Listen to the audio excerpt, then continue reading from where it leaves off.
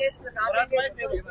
यहाँ पे सारा दिन बैठने के बाद ये जो चीफ जस्टिस है जिसकी ड्यूटी लगी हुई है इमरान खान के केस ना सुनना, लेकिन अब जंग यही है कि हम जाके इनके कोर्टों में बैठ जाएंगे और हम शोर मचाएंगे अगर ये इंसाफ नहीं देंगे इमरान खान को।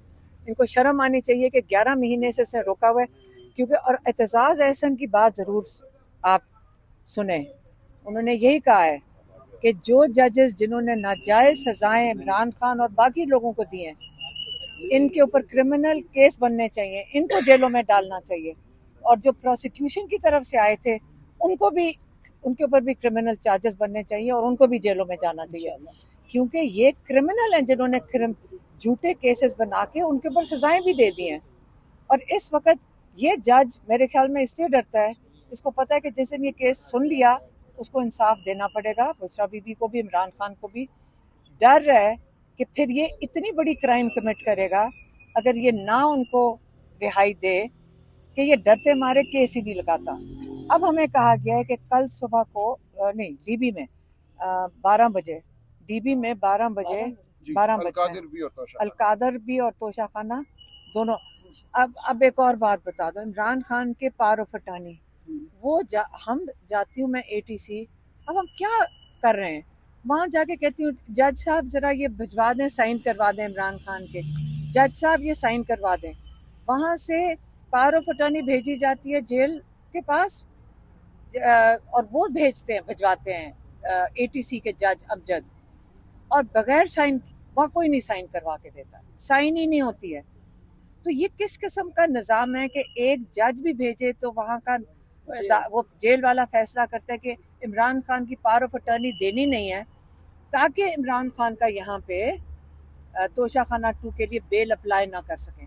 ये गेमें डाली हुई हैं, हम तंग आ रहे हैं इन चीज़ों से, बस बहुत हो गया है। अब हम ये आप कहते हैं ना कि इसके अगला स्टेप होगा, अगला स्टेप हो जाएगा जब हमने तो इतनी तमीज़ और शराफत से यहाँ पे आके चुप करके MNAs, MPA, सेनेटर सब आके बैठते हैं, तो इसके बाद शराफत कहाँ तक जाएगी? फिर शराफत से हम बाहर बैठ जाएंगे और यहाँ से उठेंगे नहीं, फिर क्या करेंगे? रेड जोन में आके अपने MNAs, MPAs को डंडे मारेंगे, फिर इंटरनेशनल न्यूज़ बनेगी, फिर हम इंटरनेशनल अब मारे आके उठाएं सारों को, और फिर सारे ये जो बाहर फिर रहे हैं ना, सारे जो सैरें करते फिरते हैं, उनको बताना कि हम अपने मेंबर्स ऑफ पार्लियामेंट के साथ क्या करते हैं। कि कोई दुनिया घबराएगी आपसे, इनसे डरेगी कि इनको ना बुलाना, ये किस किस्म के लोग हैं, अपने मेंबर ऑफ पार्लियामेंट के साथ क्या करते हैं। इसलिए इनको अब बस कर देनी चाहिए, हमारी बस हो गई है, और हमारी वो आराम से काम करने का भी हिम्मत ख़त्म हो गया है। इमरान खान की आंख एक में नुकसान हुआ है, दूसरी को बचाना है। ये अल-शिफा को जो ये करने लगे थे, हाँ, अल-शिफा जो के लिए जो कहाँ पिंडी का है उसका नाम लेते थे या किसी और, ताकि उन डॉक्टरों को, हमें ये भी पता चला ये पीछे डॉक्टरों के पीछे एजेंसियां पहुंच के उनके ऊपर पहले ही दबाव डालना शुरू कर दिया। ये पहले उनके फ़ोन बंद करवाती हैं, पता नहीं उनके ऊपर क्या धमकियां देती हैं। हमने तो उनको कहा कि किसी ना ये गवर्नमेंट के हॉस्पिटल का नाम ना देना, पता नहीं डॉक्टरों के साथ क्या जुल्म करेंगे, ये कुछ भी लिखवा लेंगे।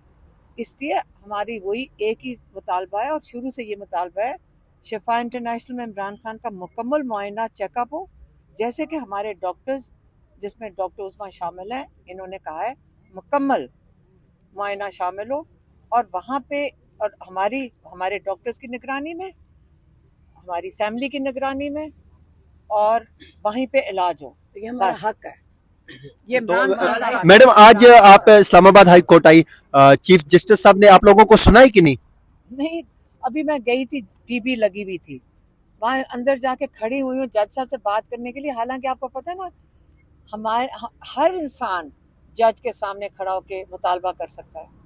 जज साहब मुंह नीचे करके, मुंह भी नहीं मोड़ के देखा, वहीं से उठ के चले गए। उनको ये नहीं पता कि कोई तमीज़ और डेकोरम भी होता है कि आप चलो जवाब ना दें, मुंह मोड़ के चले गए। आप जवाब दें।